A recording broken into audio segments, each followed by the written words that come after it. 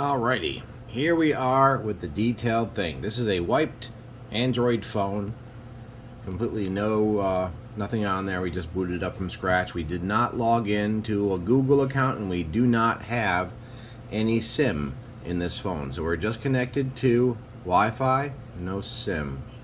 So question number one, how are you going to install software?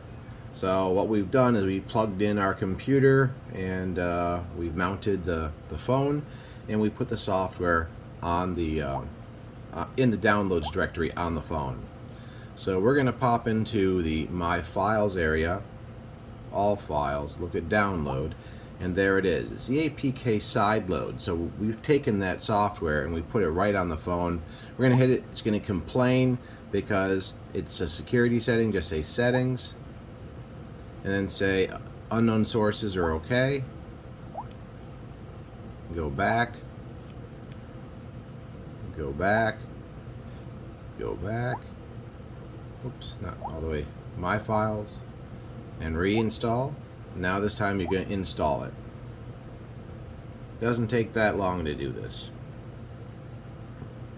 I'm not even too concerned about the blurriness of this video because you can see exactly what we're doing.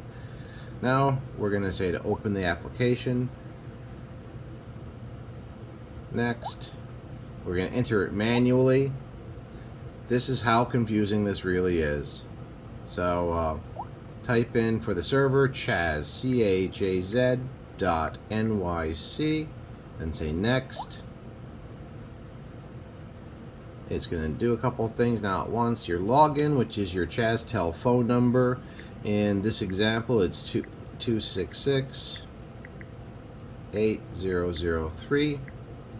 And the password is none of your business. I'm not going to tell you what it is because someone will probably play with it and